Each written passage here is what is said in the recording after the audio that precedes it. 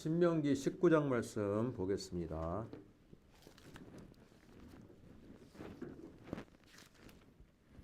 신명기 19장 15절로 21절 말씀, 291조 구약입니다.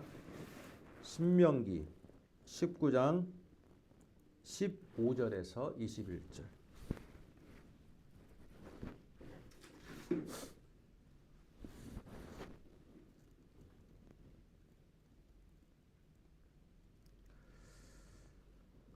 다 같이 한 목소리로 읽겠습니다. 사람의 모든 악에 관하여 또한 모든 죄에 관하여는 한 증인으로만 정할 것이 아니요 두 증인의 입으로나 또는 세 증인의 입으로 그 사건을 확정할 것이며, 만일 위증하는 자가 있어 어떤 사람이 악을 행하였다고 말하면 그 논쟁하는 쌍방이 같이 하나님 앞에 나아가 그 당시에 제사장과 재판장 앞에 설 것이요, 재판장은 자세히 조사하여 그 증인이 거짓 증거하여 그 형제를 거짓으로 모함한 것이 판명되면 그가 그의 형제에게 행하려고 꾀한 그대로 그에게 행하여 너희 중에서 악을 지하라.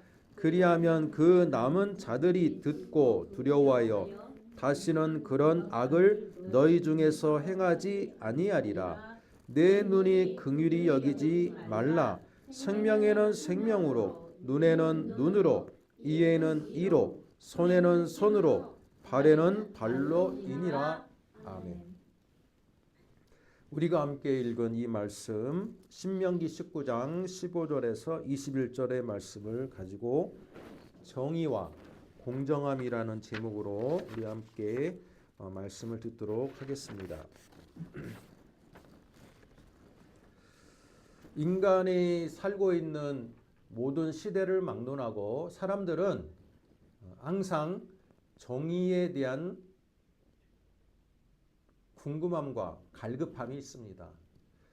10년 전에 우리나라 사회에서도 베스트셀러가 됐던 마이클 샌들이라는 교수의 정의란 무엇인가라는 책을 우리는 알고 있습니다. 이 책을 통해 세계적으로 센세이션을 많이 일으켰지만, 하버드대 교수로서 센세이션을 많이 일으켰지만 유독 대한민국에서 그 책이 많이 팔렸습니다. 100만 권이 넘게 팔렸습니다. 자, 이건 뭡니까? 우리나라 국민들도 정의에 대해서 학문적인 규정 뿐만 아니라 이 세상이 조금 더 공정한 사회가 되었으면 좋겠다라는 열망이 책 팔린 그 부스를 통해서 나타나지 않았나, 그런 생각을 해봅니다. 흔히들 말해서 우리나라에 그 수저 논란이 있었죠. 금수저, 다이아몬드 수저, 뭐 무슨 수저, 뭐 흑수저, 다 이런 얘기가 있었는데, 여러분 그 수저 논란이 갖고 있는 그 배경은 무엇입니까? 세상이 과연 공정하냐라는 질문이 그 안에 담겨 있습니다. 한마디로 태어나는 순간부터가 출발선이 다르다는 겁니다. 출발선이 다르다. 출발선이 다르다는 것을 금수저, 흑수저, 뭐 다이아몬드 수저, 뭐 이런 그 비유적인 표현으로 말하고 있습니다. 그런데 여러분, 태어나는 순간부터 마치 신분이 정해지는 것 같은 그런 사회적인 그런 사회라면 그 사회가 건강할 수 있을까요? 건강할 수가 없어요. 건강할 수가 없습니다. 고대에도 마찬가지입니다.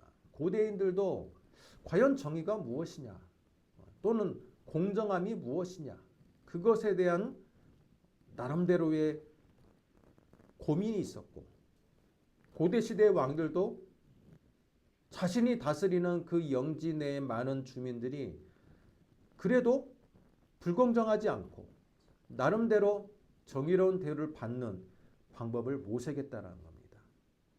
여러분, 고대의 성문법 중에 가장 오래된 성문법이 무엇입니까?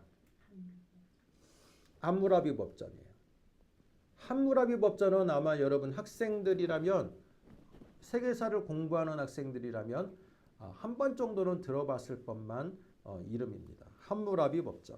자, 그런데 이 함무라비 법전이 고대 바빌로니아, 지금으로 말하면 뭐 이라크 유브라데스 강과 티그리스 강 그 중상류에 있는 이 바빌론, 고대 바빌로니아 지역에서 맨 처음에 생겼습니다. 세계에서 가장 최초로 생긴 함무라비 법전은 기본 정신이 무엇입니까? 법전의 기본 정신이 뭐예요? 이에는 이, 눈에는 눈. 그게 가장 기본적인 정신입니다. 함무라비 법전은 기원전 18세기경에 성문화된 법전이라고 볼 수 있어요. 그러니까 한마디로 아브라함이 살던 시대, 아브라함이 살던 그 시대에 맨 처음으로 지금 이 성문화돼 가지고 그 성문화되기 전에는 어떻습니까? 관습법이 있었어요. 구전을 통해서 물려받은 그 부족, 그 민족 고유의 관습화된 법이 있었다라는 거예요. 그런데 함무라비 왕이 제위에 등극하다 보니까 민족이 너무 많아. 고대 바빌로니아도 한 민족이 아니잖아요. 여러 부족들이 있다 보니까 관습법이 서로 다른 거예요. 그러면 제국을 통치할 수 있습니까? 제국을 하나로 뭉칠 수가 없어. 지역마다 법이 다르니까. 그래서 성문법을 만들어서 자신이 통치하는 그 제국의 똑같은 원칙으로 법을 제정하고 집행을 했던 겁니다. 근데 그 기본 원리가 이에는 이, 눈에는 눈이에요. 그러면 이 법은 공정합니까? 공정하지 않습니까?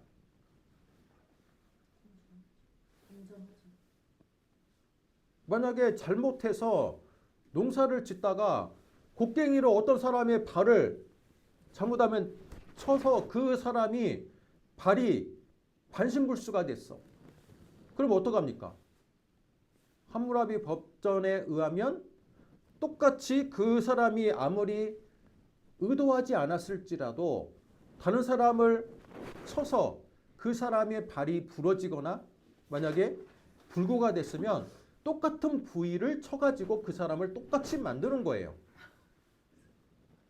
만약에 부지불식간에 도끼질을 하다가 도끼날이 빠져가지고 그 사람을 상대편에 있는 사람들을 만약에 생명을 뺏어갔다. 그러면 어떻게 합니까? 함무라비 법전은 너 생명을 뺏어갔으니까 똑같이 생명을 뺏어가는 겁니다. 공정합니까? 공정하지 않습니까? 공정하죠. 응? 입장에서 보면 공정하죠. 공정합니까? 상대방의 입장에서. 저는요. 맨 처음에 그 함무라비 법전에 눈에 놓는 이해는 이 사실을 그 학교에서 들었을 때 굉장히 불공정하다고 생각했습니다. 왜냐? 제가 조금 전에 예를 들어본 것처럼 고의적으로 악한 마음을 가지고 살인을 하거나 악한 마음으로 사람을 위해를 한다면 똑같이 함무라비 법전으로 똑같이 적용을 하면 되지만 제가 조금 전에 예를 들었던 것처럼 어떻습니까? 도끼질을 하다가 농사를 짓다가 부지불식간에 자기도 의도하지 않는 과실치사같이, 그죠? 의도하지 않게 사람에게 위해를 입혔음에도 불구하고 그 법전은 결과만을 따지는 거예요. 결과만을 따져요. 그런데 여러분 그 법전의 정신이 성경에 또 있습니까? 없습니까? 오늘 우리가 읽은 신명기 19장 21절에도 있다라는 거예요.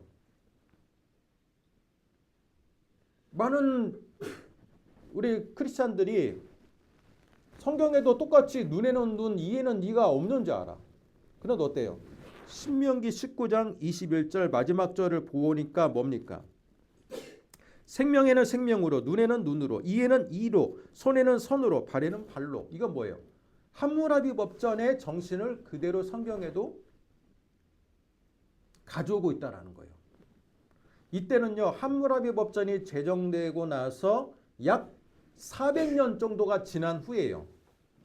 400년 정도가 지난 후라니까요.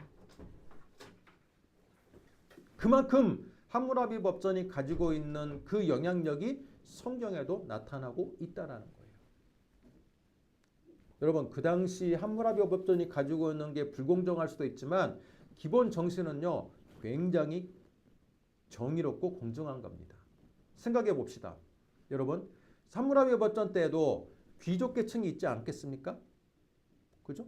귀족 계층이 있어요. 신분제니까 그 당시 사회가. 근데 더 높은 계급의 사람이 우연히 지나가다가 어떤 평민하고 시비가 붙어서 그 평민을 만약에 칼로 찔렀어요. 죽였어요. 그러면 기본적으로 함무라비 법전이 없었을 때의 고대 법은 기본 법이 뭡니까? 눈에는 눈, 눈에는 눈, 이에는 이가 없을 때 과거의 기본 관습은 뭐예요? 그 사람이 먼저 가해자의 신분을 보는 거야. 이 가해자가 귀족이네? 그리고 피해자가 누구예요? 같은 귀족이 아니라 일반 평민이네? 그러면 어떻게 됩니까? 적당한 선에서 마무리가 되는 거예요. 우리 조선시대를 생각해 봅시다. 양반이 일반 평민이나 소위 말해서 노비를 죽일 수 있었습니까? 없었습니까? 크게 잘못한 거 아님에도 불구하고 노비의 생명은요 사람으로 인정하지 않았어요. 여러분 기록에 의하면 불과 100년 전 우리나라 불과 100년 전 일제시대 초기만 해도요 아직까지 신분제 질서가 남아있어서 자신이 밑에 있는 그 노비들을요 마음껏 마음에 들지 않으면 곤장을 치거나 또는 심지어 멍석을 말아서 그 사람을 반신불구로 만들거나 심지어 죽일 수도 있었다는 거예요. 그럼에도 불구하고 처벌받지 않아요. 이게 고대 사회로 갈수록 더 심해집니다. 그런데 이 함무라비 왕인 어떻습니까?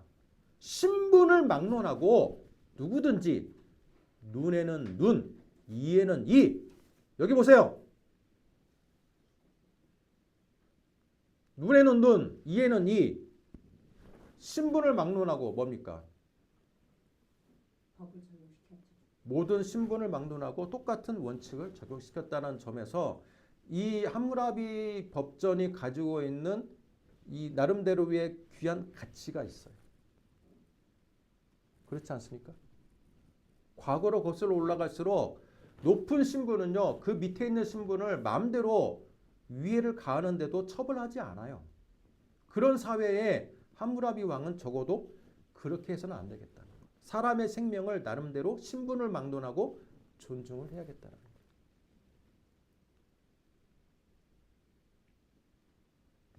그런데 그러면 한 가지 질문. 그렇다면 신명기 19장 21절에 나오는 눈에는 눈, 이에는 이의 원칙이 함무라비 법전에 원래 400년 전에 나온 거라면 성경과 과연 함무라비 법전의 차이가 뭐냐? 질문이 당연히 제기되지 않겠습니까? 오늘 제가 생각해 볼 부분은 바로 그 부분입니다. 하나님께서도 눈에는 눈, 이에는 이의 원칙이 일반적으로 사회의 기본적인 큰 틀에서는 맞다라는 거예요. 그러나 우리 오늘 본문의 말씀을 보면요. 조금 더 세부적으로 들어가면 하나님의 그 원칙 안에는요. 인류애가 들어있어요. 인간을 향한 존중과 사랑이 들어있어요.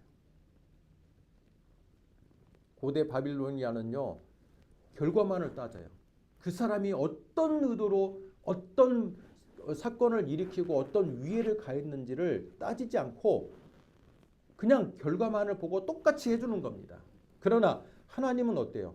도피성 제도를 통해서 부지불식간에 사람을 죽이거나 사람에게 큰 화를 당하는 사람에게 그 사람의 생명을 빼앗지 않도록 도피성을 마련해 주었습니다. 도피성이 뭐예요? 의도하지 않았지만 사람을 피해를 입혔으면 그 사람이 어느 지정된 성에서 숨어서 살 수 있도록 인정해 주었다는 거예요.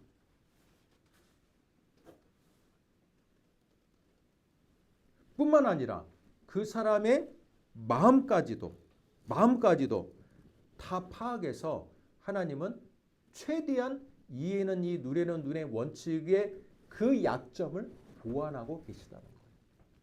기본 정신은 뭡니까? 하나님의 형상으로 모든 인간은 창조되었기 때문에 모든 인간이 그죠? 엄격한 법의 적용을 받되 그 사람의 의도와 그 사람의 그 사건의 경위를 파악해서 나름대로 자비를 베풀 때는 베풀 수 있어야 한다는 겁니다.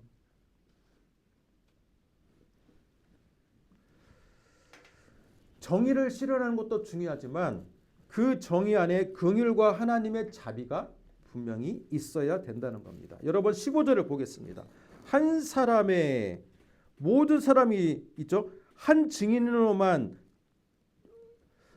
모든 죄에 관하여는 한 증인으로만 정할 것이 아니라 두 증인의 입으로나 또는 세 증인의 입으로 그 사건을 확정할 것이다. 그러면 이걸 반대로 말하면 어때요? 그 이전에는 한 사람이 어떤 사람을 저 사람이 마을에 지금 어떤 사건이 벌어졌어. 사마리아 도둑 여행을 떠나는 사람이 마치 강도를 당한 것처럼 어떤 사람이 강도를 당했어. 근데 그 사람이 죽었어. 그러면 그 강도를 해가지고 그 사람을 죽인 사람을 특정할 수가 없잖아요. 지금처럼 CCTV가 없으니까. 그랬을 때 어떤 사람이 옆에 이웃하고 사이가 안 좋아. 그럼 어때요? 아무개 나하고 사이 안 좋은 아무개 A가 그랬다. 그렇게 고발을 하는 겁니다. 그러면 어떻게 돼요? 그 사람의 증언이 인정이 되어서 A가 완전히 범죄를 한 사람이 되는 거예요.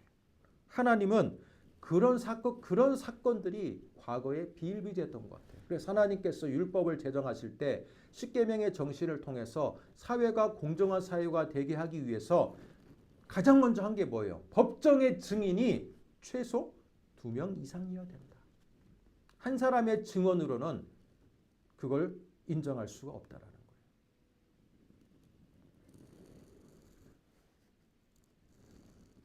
왜? 한 사람의 증언은 주관적인 판단, 개인적인 감정, 얼마든지 악의적인 한 사람의 의도로서 어떤 한 사람을 분명히 위해를 가할 수 있기 때문입니다. 현재 사회에서도 마찬가지죠. 목격자가 한 사람인 것보다 목격자가 여러 사람일수록 그 사건에 대한 정확한 기술을 할 수 있고 법적인 권위를 갖게 되는 겁니다.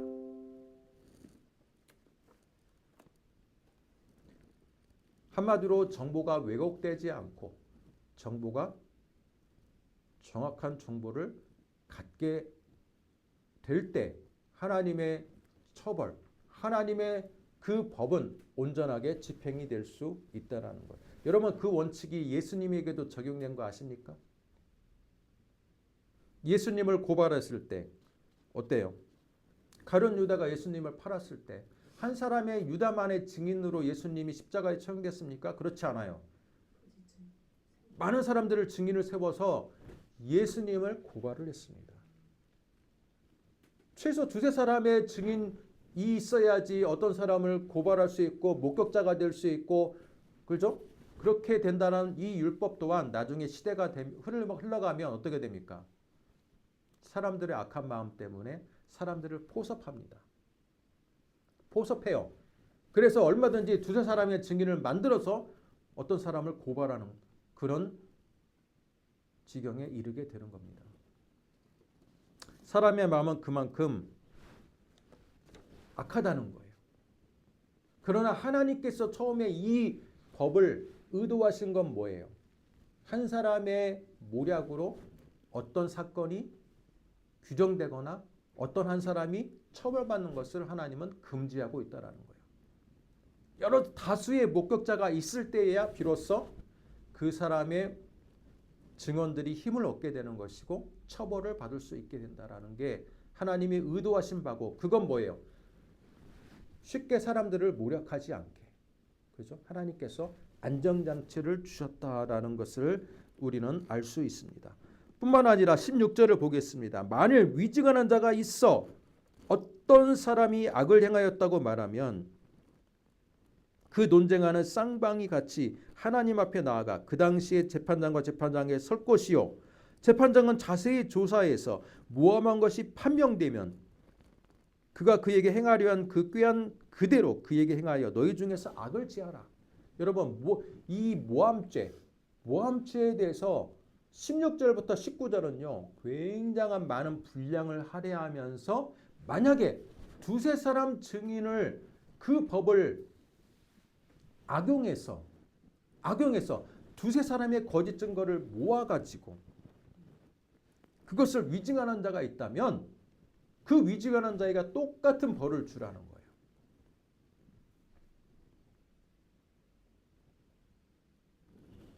그것을 통해서 하나님이 원하시는 건 뭡니까? 19절입니다. 자, 19절 같이 한번 읽겠습니다. 그가 그의 형제에게 행하려고 꾀한 그대로 그에게 행하여 너희 중에서 악을 제하라. 하나님은요 이스라엘 이 공동체가 하나님의 샬롬이 이루어지길 원했어요. 평화로운 땅이 되길 원했고 하나님의 평화가 그 안에 임하길 원했어. 그런데 그 평화가 임하기 위해서는요 그 공동체 안에 악을 제해야 돼요. 악을 제하는 방법은요 두세 사람의 증인이 모여서 모함하는 그 세력들, 그 자들을 처벌을 해야 되는 거예요. 처벌을 해야. 그래야지만이 그 사회가 공정함을 이룰 수가 있다라는 거예요. 지금 우리 시대는 공정합니까? 우리가 선진국이라고 선망의 눈으로 바라보는 미국 사회가 공정합니까? 오히려 미국 사회는요 공정하지가 않아요. 자본주의가 너무나도 꽃을 피운 나머지 살인을 한 것이 명백함에도 불구하고 살인한 자가 억만장자라면 미국의 가장 유명한 로펌이나 변호사를 사서 법정 싸움을 몇 년이고 수십 년이고 합니다. 돈은 엄청 들어가겠지만 쉽게 잡혀 들어가지가 않아요. 오제이 심슨 사건이라고 한 30년 전에 유명한 풋볼 그 스타 선수가 자기 부인을 죽였어요. 미국 대통령들도 다 알아요. 그럼에도 불구하고 유명한 로펌을 사서 법정 싸움을 합니다. 인종차별이다. 인종차별이다. 그 인종차별로 몰고 가요. 잡혀가지 않아요. 많은 돈은 들겠지만. 여러분, 고대 하나님께서 가나안 땅에 이루려고 했던 그 정의가 지금 3000년이 지난 이 시대에도 과연 세상이 정의로운가? 똑같은 질문이 우리 시대에도 있다라는 거예요. 저는 두세 사람의 증언을 통해서 두세 사람 이상의 증언이 돼야지 진짜 적어도 증언이 인정이 된다라는 이 말씀이 우리 시대에도 적용이 돼야 된다고 생각해요. 많은 크리스찬들이요.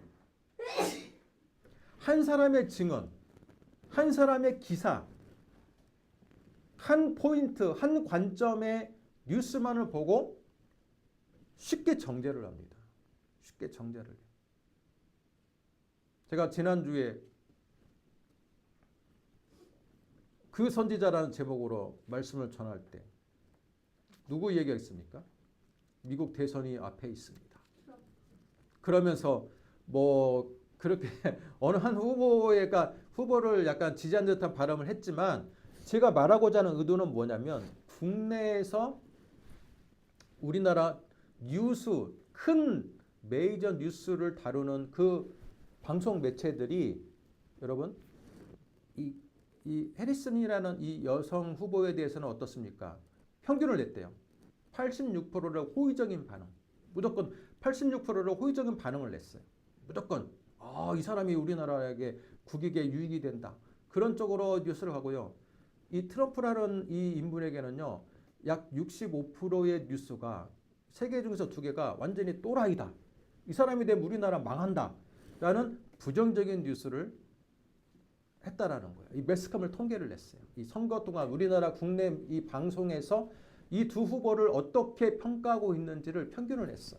그랬더니 우리나라의 매스컴들은 어때요? 굉장히 방송이 한쪽 중립적이지 않고 한쪽 편향적이에요. 한쪽 편향적. 이건 뭐예요? 신명기 19장의 말로 의하면 한 사람의 증언으로 많은 사람들이 믿어버린다는 거예요.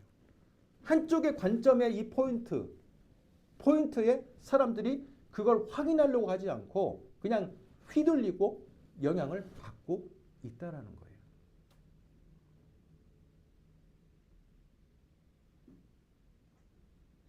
저는 이 시점에서 과연 우리나라가 정의로운 사회인가라고 질문을 하기 전에 우리나라의 주요 방송 매체들이 과연 중립적인가라는 질문을 해야 된다고 봅니다. 과연 어느 한 사람의 증언처럼 사람들을 선동하기 위해서 어느 한 포인트만 계속 국민들에게 주입을 하면 사람들은 어떻게 됩니까? 사람들은 쉽게 그 한 포인트의 사상에 물들게 돼 있어. 그게 뭐라고 합니까? 집단 쇠뇌와 선동이라고 우리는 말합니다. 또 한 가지 뉴스가 있었죠. 북한에서 러시아로 군대를 파병했다. 여러분 그거에 대해서 어떻게 생각합니까? 러시아에서 북한이 러시아 용병으로 파견했다. 용병이 아니죠. 그냥 파견한 거죠. 어떻게 생각합니까? 그 뉴스의 출처를 검색을 해보니까 미국 CIA가 발표한 것도 아니고 유럽에 있는 그 유명한 선진국의 정보기관들이 맨 먼저 말한 것도 아니에요. 어디 출처가 어딘지 아십니까? 우크라이나 정부군이에요. 정보와 홍보를 담당하는 홍보팀에서 북한군이 파병했으니까 젤렌스키가 뭐라고 합니까? 북한군이 파견했으니까 남한은 무기를 지원해야 되고 그러니까 우리나라 언론에서 어때요? 북한군이 파병했다. 대한민국이 대응을 해야 된다. 무기를 지원해야 된다. 그런 쪽으로 매스컴이 막 사람들을 몰고 갑니다. 근데 알고 봤더니 제가 지금까지 뉴스를 점검해 본 결과 명확하지가 않아요. 뭡니까? 우리나라 언론은 과연 중립적인 것인지. 여러분 전쟁을 하는 나라 그리고 지금 돈이 없어서 지금 외세에게 돈을 지금 구걸하고 있는 나라의 그 홍보팀이 북한에서 러시아에게 뭘 파견했다. 그리고 영상을 보여주는 게 파병한 게 아니라 어떤 어디 훈련소에서 막 영상 동양인인지 또 동양인 비슷한 사람들이 훈련을 하고 있어요. 얼마든지 동양인들 섭외해가지고 그 정도 영상을 찍을 수 있지 않습니까? 무기 받으려고. 네? 그리고 우리나라가 왜 그거에 대해서 국민들의 여론을 그쪽으로 끌고 가기 위해서는 뉴스를 그쪽으로 터뜨려야 되는 거예요. 과연 우리나라가 중립적이고 우리나라의 방송 매체가 과연 사실을 이야기하는 것인지에 대해서 우리 국민들도 한번 생각을 해봐야 됩니다. 그거에 대한 미국의 뉴스의 반응은 정확하지는 않는데 그럴 수도 있을 것 같다라는 반응. 이건 뭡니까?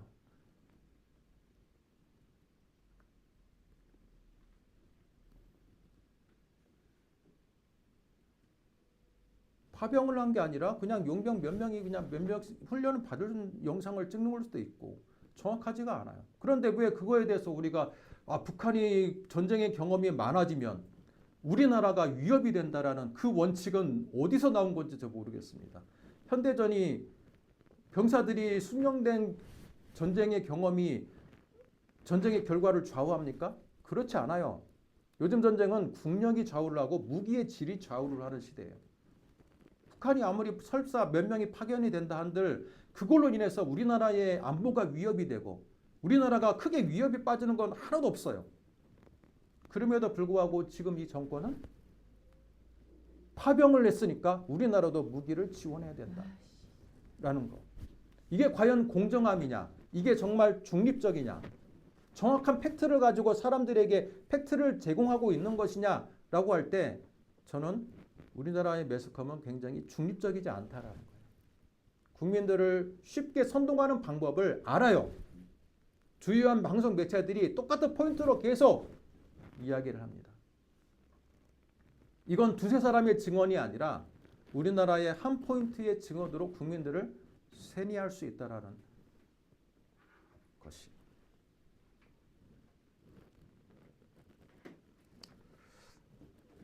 왜 자꾸 정치적인 이야기를 하냐라고 말하는 수도 있지만 여러분 이 세대 요즘 시대를 살아가기 위해서는요 정치적인 안목이 있어야 돼요. 저는 신명기 19장을 지금 많은 우리나라 크리스찬들이 제대로만 알고 있다면 지금처럼 기독교인들이 편협화되고 반공주의를 마치 멸공 같은 그 1970년대의 사상으로 아직도 물들어가지고 살아가는 그런 편협한 기독교인은 만들어지지 않을 거라고 생각합니다. 근데 어느 순간부터 기독교인들은 많이 선동이 되어 있고 어느 한 정치 쪽으로 무조건 그런 관점을 가져야지 기독교인인 것처럼 지금 변질이 됐어요. 한 사람의 그 시각, 한 사람의 시각으로 우리나라를 보는 거고 전 세계를 봐라. 너무 편협해요. 중립적이지 않아요. 제가 말한 것은 그거에 대해서 무조건 잘못됐다라고 말하기보다는 정의로운 사회가 되기 위해서는 한 관점만으로 세계를 바라봐서는 안 되고 반대 관점도 보고 중립적인 관점도 보고 여러 사람의 다수의 증언이 채택이 돼야 되는 것처럼 다수의 관점이 다 나름대로 한 번 한 번 다 판단이 되고 그걸 통해서 우리의 관점이 정립이 되어야 된다는 것. 그럴 때 이 땅에 진정으로 하나님의 기뻐하는 국민들, 기독교인들 뜻이 세워질 수 있다라는 거예요.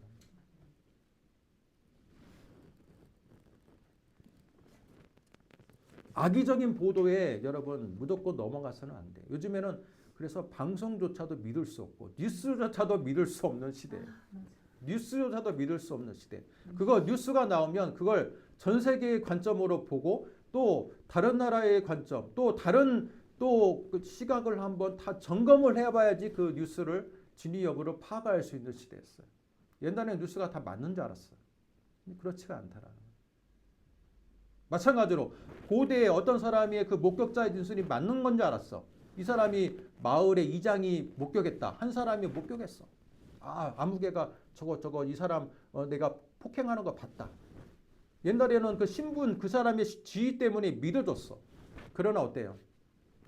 여호와 하나님은 오늘 말씀처럼 그 사람이 아무리 마을의 이장이고 지파장이고 촌장일지라도 한 사람의 증언을 가지고 그 사람을 가해자를 지목해서는 안 된다. 이게 얼마나 인권적입니까? 그죠? 과거에는 한 사람의 증언만으로 그 사람을 처벌했다니까. 이 사람이 만약에 높은 신분이 한 사람이 목격했어. 그러면 그 사람의 신분 때문에 그 사람의 증언을 무조건 채택했다라는 거예요. 그런데 오늘 말씀 보니까 아무리 신분이 높을지라도 한 사람의 증언을 채택해서는 안 된다.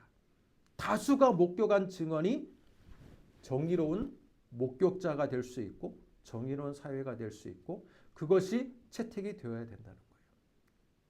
공동체 안에 악을 제하기 위해서는 한 사람의 의견이 좌우되어서는 안 된다는 거예요.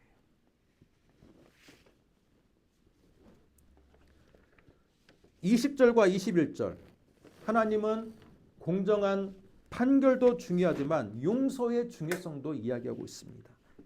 자, 20절을 봅니다. 그리하면 그 남은 자들이 듣고 두려워하여 다시는 그런 악을 너희 중에서 행하지 아니하리라. 내 눈이 긍휼히 여기지 말라. 생명에는 생명으로, 눈에는 눈으로, 이에는 이로, 손에는 손으로, 발에는 발로이니라. 여러분, 악을 악으로 갚지 말고, 그렇죠? 악으로 갚지 말고 형제들을 용서할 수 있어야 된다는 겁니다.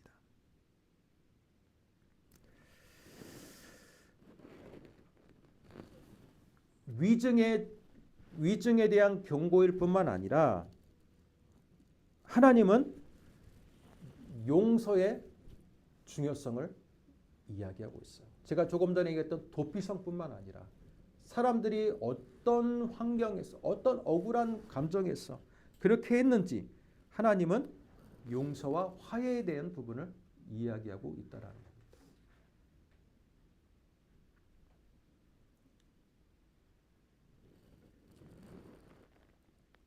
십계명을 통해서 저는 많은 유익이 있다고 생각하는 게 십계명을 통해서 뭡니까? 이 땅에 하나님의 나라가 어떤 사회로 구현이 돼야 되는지 십계명 율법을 가장 대표하는 십계명이 어떻게 사회에서 적용돼야 되는지가 신명기거든요.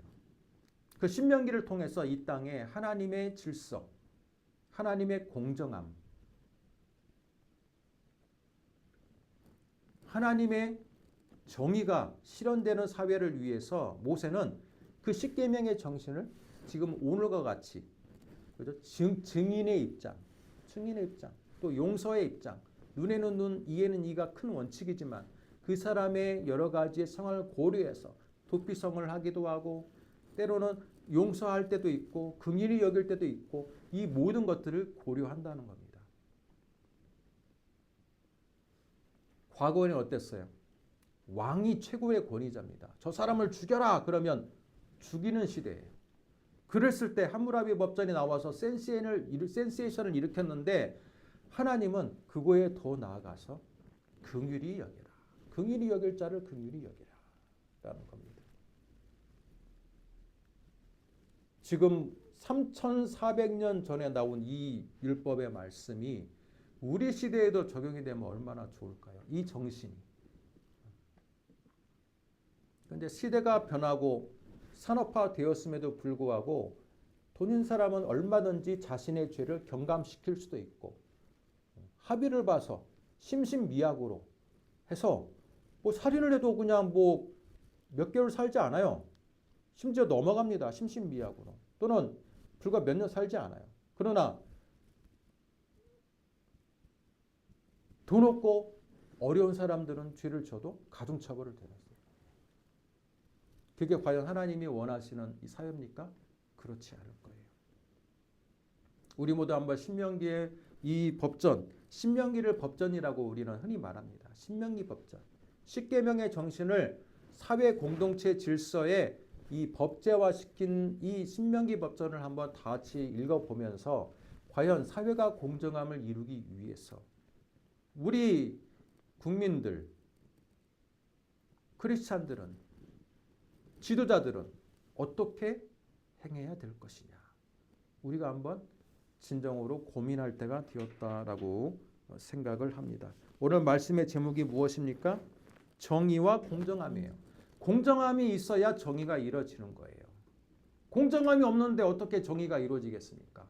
근데 이 공정함이라는 것은 당시에 신분제사회가 있음에도 불구하고 신분제에 따른 공정함이 아니라 모두 다 하나님의 형상으로 창조되었다는 것을 전제로 하는 공정함이에요. 지금 우리 시대에도 계급, 계층 간의 갈등이 얼마나 많습니까? 제가 지난번에 한번 이야기한 적이 있죠. 전 세계에 80억이 넘는 인구 중에 그 1%, 약 8천만 명밖에 안 되는 그 1%가 전 세계의 부를 몇 %를 독점하고 있어요? 3분의 1을 독점하고 있습니다. 그리고 40억 명이 되는 이 50%가 전 세계 부의 1%를 나눠가고 있어요. 이 시대가 과연 공정합니까? 공정하지 않아요. 신명기의 이 말씀을 우리가 한번 다 같이 읽고 정말 공정한 사회가 되기 위해서 또 내가 지금 몸담고 있는 이 공동체가 공정해지기 위해서 내가 직장에서 사업터에서 또 이 나라의 한 국민으로서 내가 어떤 역할을 해야 되는지 한번 고민을 해야 돼요. 고민을.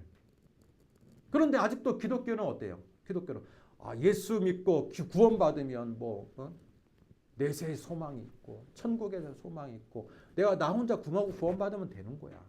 너무 그것을 사람들은요, 세상 사람들은 그걸 뭐라고 보면요, 너무 이기적이라고 생각하는 거예요. 공동체를 생각하지 않고 우리 교회만 성장하면 되고 나만 구원받으면 되고 내 가족이 구원받으면 되는 거야. 나만 축복받으면 되는 거야. 세상 사람들이 눈에 볼 때는 이건 너무 이기적인 거야. 그 이기성을 극복하는 게 저는요 구약의 신명기에 있다고 봅니다.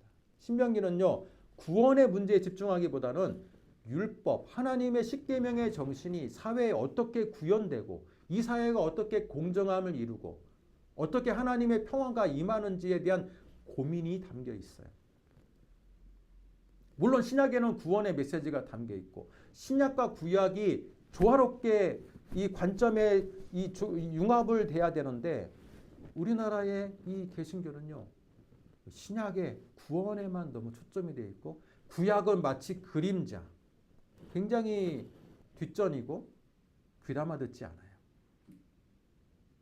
제가 신명기의 이 강의 설교를 통해서 여러분 우리는 좀 공정한 시각을 갖기를 원합니다. 구약에는요 삶의 자리가 있어요. 지젠인 레벤이라고 삶의 자리는 있습니다. 이 자리가 이 어떻게 하나님의 공동체 질서가 이 사회에 구현되고 세워져야 되는 데는 고민이 있습니다. 그걸 우리도 한번 이 구약의 말씀을 보고 고민하면 좋을 것 같아요. 그래야지 너무 개인 구원 중심적이고 내세 중심적인 이 한쪽에 너무 치우친 일이 기독교는요. 이 사회에 빛이 될 수 없고 소금이 될 수가 없다라는 거예요. 오늘 이 말씀을 듣고 우리 한번 오늘 메시지에 대해서 함께 고민해 볼 수 있는 여러분 되시기를 주님의 이름으로 축복합니다. 기도하겠습니다.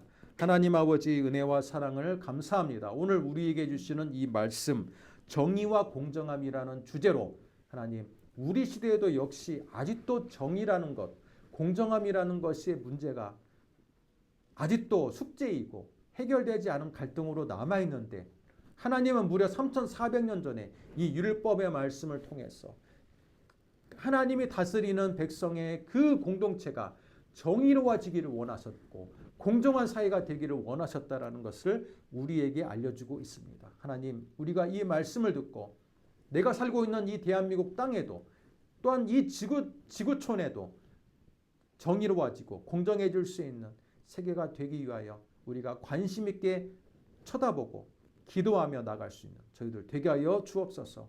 예수님의 이름으로 기도드립니다. 아멘.